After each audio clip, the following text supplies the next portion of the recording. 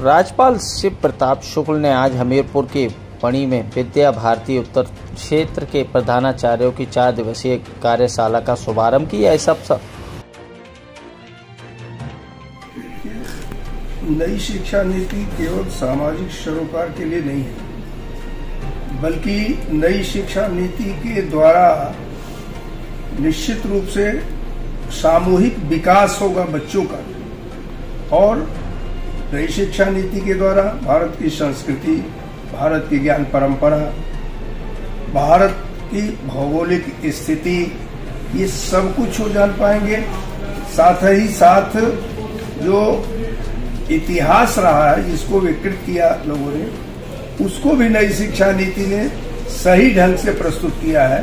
तो कुल मिलाकर के ये कि आमतौर पर विज्ञान और सब तो ये प्रचलन में है, वो उसके साथ साथ भारत क्या है इस नई शिक्षा नीति के द्वारा सूचित किया गया। किस तरह की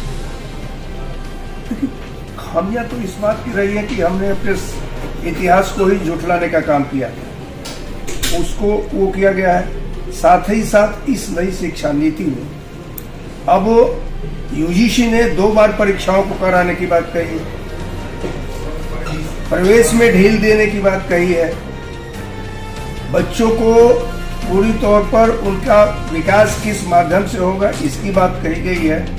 तो नई शिक्षा नीति का मतलब केवल इतना नहीं है कि जो लोगों ने विकृत किया था केवल उनको ठीक करना, बल्कि नई शिक्षा नीति में यह साफ साफ दर्शाया गया है कि बच्चे का आंतरिक विकास कैसे होगा, उस आंतरिक विकास के आधार पर बच्चा अपने को प्रस्तुत कैसे करेगा। इस प्रकार से नई शिक्षा नीति को लिया गया है। नई शिक्षा नीति कोई इस नाते नहीं ली गई है कि हम किसी विचारधारा विशेष के हैं। जो लोग इसको करते हैं वो भ्रामक प्रचार करते हैं।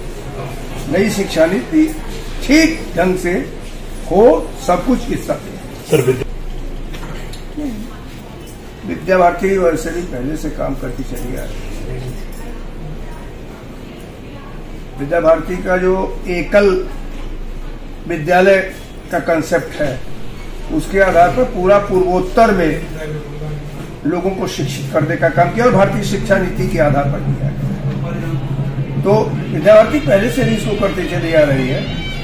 और तो अगर ये देखा जाए कि एकल विद्यालयों को जोड़ दिया है तो लाखों शिक्षा के केंद्र ऐसे हैं जो शिक्षा शिशु मंदिर और विद्या भारती के आधार पर कर रहा है। विद्या भारती की शिक्षा के आधार पर भारत को समझा जाए, यही विशेष है।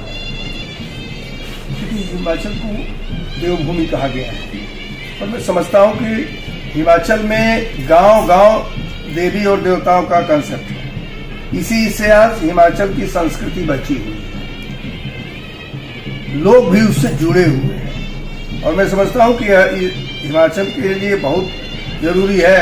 साथ ही साथ पता नहीं, समझ में मेरे भी नहीं आ रहा है कि इसके आसपास के प्रदेशों में इसकी हवा क्यों नहीं जा रही है।